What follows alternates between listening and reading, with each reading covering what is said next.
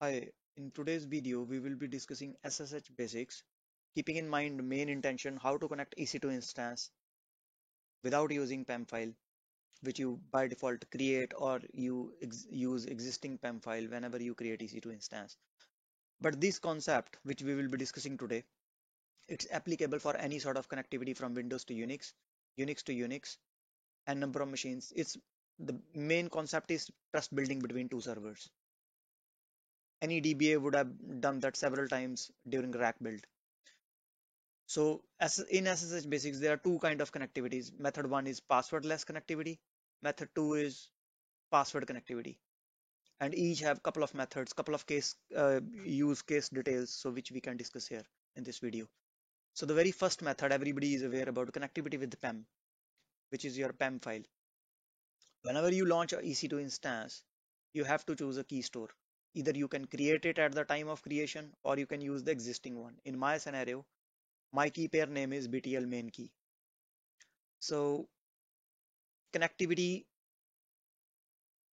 can be established using the connect string provided by AWS in connection details, SSH-I, your key name, your username, default user is always EC2 user, you can use it anything else, @ your public DNS, your public IP. So you must be in the location where your PEM file exists, or you give the absolute path of the PEM file. So in normal default connection looks like this. This is the case number one.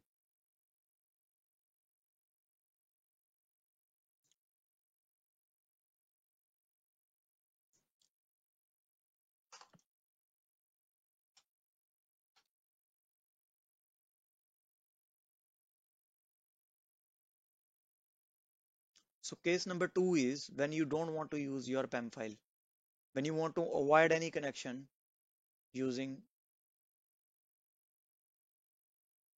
your own public file. And mind it, when you create a public file on your Windows machine or any other machine, one server, and you want that same PEM file, same public key to be used for all the connections, you can use the same file for n number of connections, be that on EC2, be that on any other cloud provider or any Unix machine. So same public file can be reused once it is created on your Windows machine. This is my Windows machine. I'm using tool called MobaXterm, SSH, SSH keygen, type of the key, RSA. This particular key is your private key. You must never share this key with anybody. Passphrase I'm keeping empty, blank. It will give me these files. So the public file is your key, which you must add in any server where you want passwordless connectivity. In my scenario, okay, one more thing, these keys do not share with unwanted resources or unwanted servers. After end of this, your testing, you can delete these keys if you don't want. In my scenario, I'm using an instance for this testing reasons, which I'll be deleting, and all the keys will be deleted as well. Here on your server, you have to go to SSH. There will be already a file called authorized keys. This file have a key entry of your default key, which you used at the time of EC2 instance creation, BTL main key.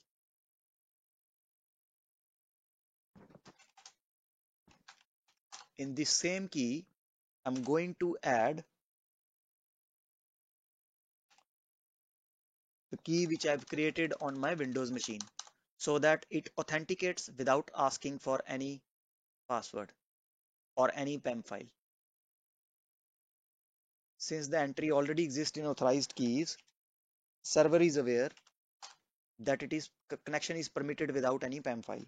So since entry is there, I should be able to make connection from anywhere without using my PEM file. So you need not to be in location of the PEM file because we are not using PEM file anymore. This is the case number two. So in case number 2, we have done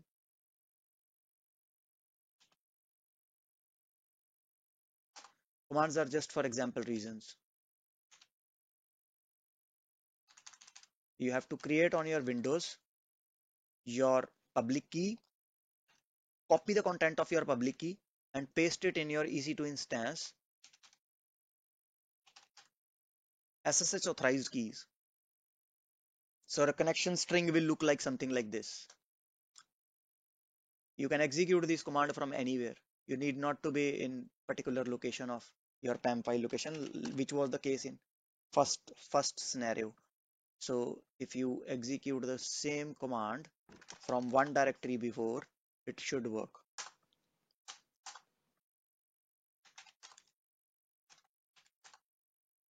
Okay. Scenario number 3 is certain cases you just want to make connectivity using a connect string without giving your username even. EC2 underscore user, you don't want to use that. You just want to proceed with the public DNS name. SSH directly to your public DNS. Okay, in this case, we must be aware what the username on Windows is. On my Windows,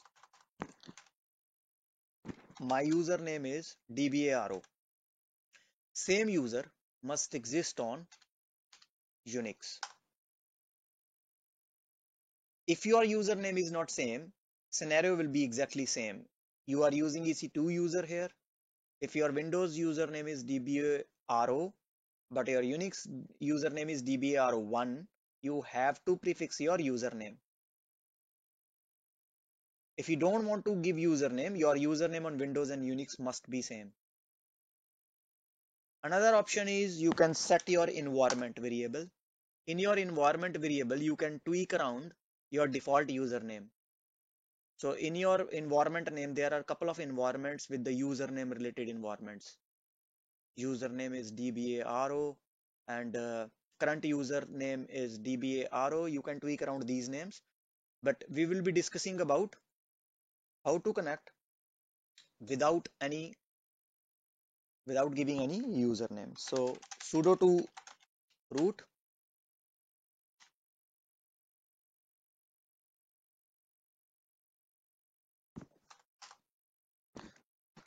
user add dbaro. No need to change the password because we are discussing about this case is completely passwordless connectivity. So method number 2 is password connectivity, in which you must be aware about the password, otherwise you will not be able to make connection without password. So in this case, switch to this user dbaro. By default, there is no SSH directory here. You can create manually, but you must be aware what privileges should be there. So it is always advisable you use keygen, type RSA. This will give you a SSH directory. Passphrase empty. So now I have a SSH directory with correct privileges. This is my SSH directory. Inside this directory, by default, there are two files. One is your private file, which you need never to share with anybody, must not share. Second is public key. Vice versa, if you want to make connection, allow some other instance to connect to this particular instance, you can add this entry in that particular instance, like we have done from Windows machine in our scenario. So here you must create a file called authorized keys and add your Windows entry here.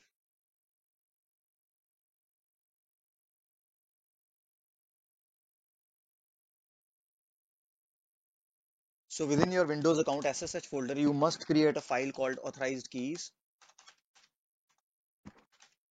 To make connectivity from your local machine, Windows machine, to this particular instance, you must have your public key entry in this file.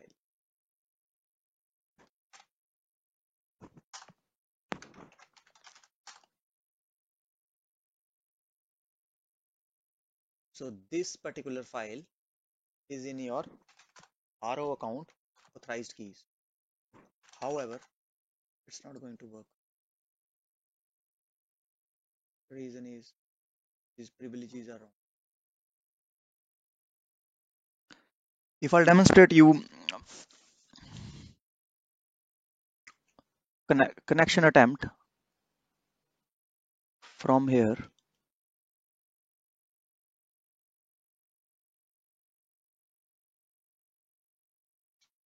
DBARO, it's not going to work because of permissions. These privileges should, these permissions should always be 600 by default. Whenever this file is created, by default it's created with 600. So that's bare minimum requirement. And the main intention was to keeping the same username from Windows to Unix was we don't want to give username. We want username set up in your Windows environment to be used. Same username.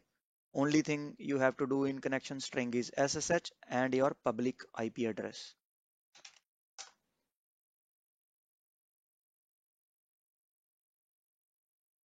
So points to note here are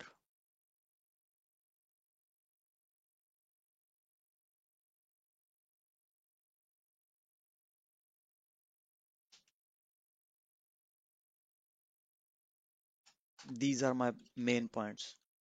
SSH keygen, you have to create a public key. You have to copy that public key. You have to create the user, same user with the name Windows username. And then under that user,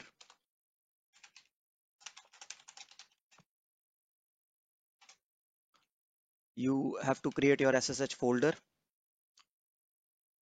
and then create a file, paste the contents of this file. Make sure your file privileges permissions are it's set to 600. Change mode 600, and then you can connect directly. This is just an example.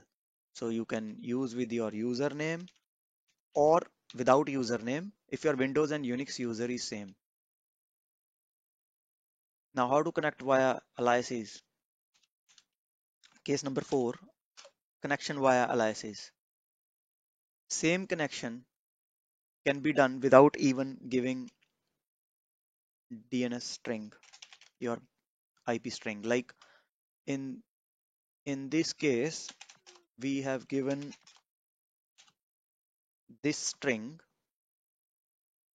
We don't want to give that. We want to give blah blah blah XYZ. Whatever alias you will set. No need to give username. No need to give string. So you can create a configuration file within your SSH folder, name as config. So the format will be like, I'll copy paste in Notepad later on for you guys.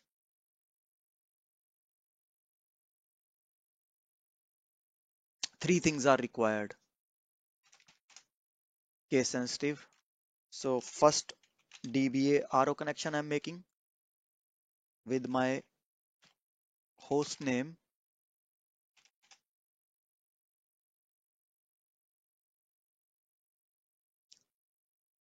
my public DNS.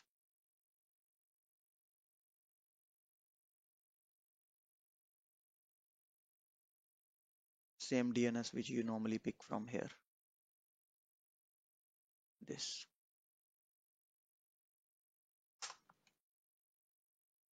And then my user DBA RO.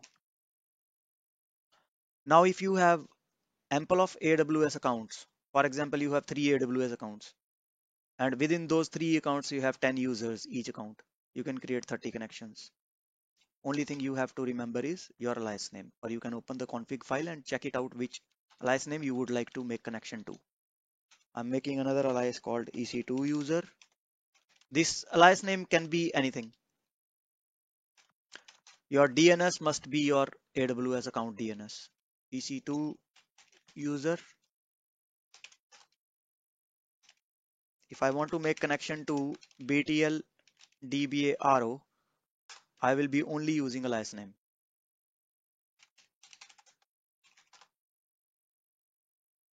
Similarly,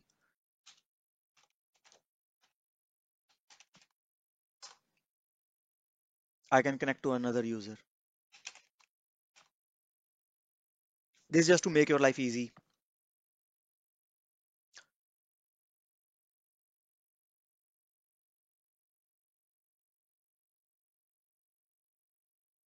So here, what we have done is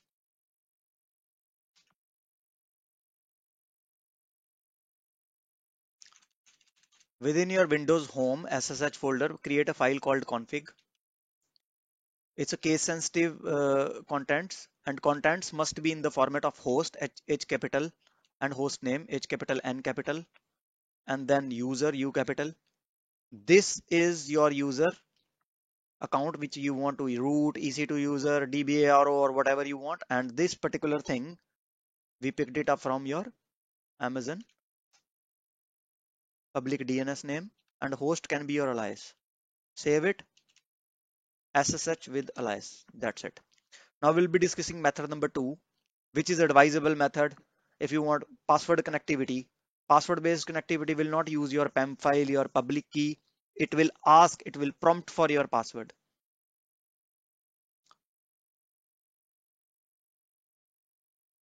Okay. So password connectivity. This is the one which you will be often using in real life scenarios. You won't be using PEM or pub. Uh, this is the case you will be often using in your organizations. For this, you need to log in onto root.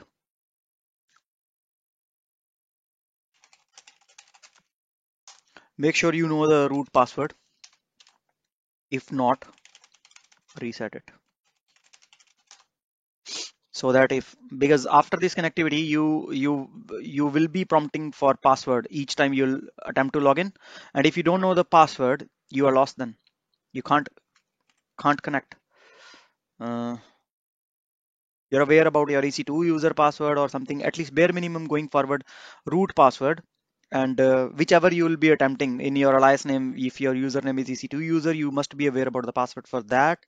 DBARO.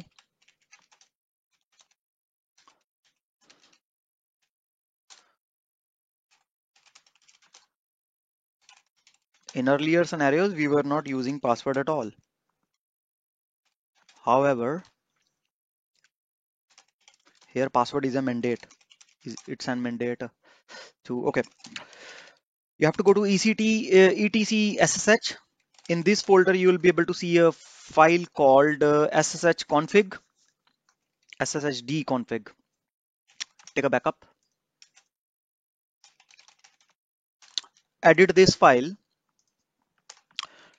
Two things you have to edit here. The very first thing is try to, okay, password authentication must be yes, and password authentication no must be commented. These two changes you have to make. I'll note down for you.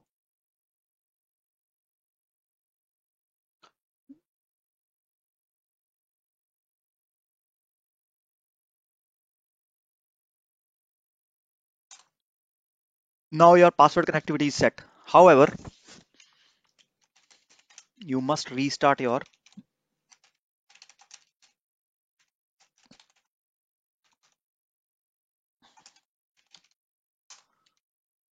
SSHD service. Without this restart, it's not going to take place. Exit. Now it will prompt for the password. Actually not. One point is missing. Actually not. It still won't ask for password because your authorized keys still have entry. So move your authorized keys to old. Same is the case for another user. Until you have authorized keys entry, it won't prompt for password, even though password authentication is yes. Now any kind of attempt to make connection will prompt for password. There you go. It's asking password each time, and let's try with DBRO. Default user is DBRO, so I'm not entering it. So it's asking for password here as well. So these are the two methods: password authentication method and passwordless connectivity method. Any method if you think I've missed or something to share to enhance the knowledge here, add in comment section and let me know how it was. I hope it was useful for your SSH connectivity basics. Have a nice day ahead. Thank you for watching my video.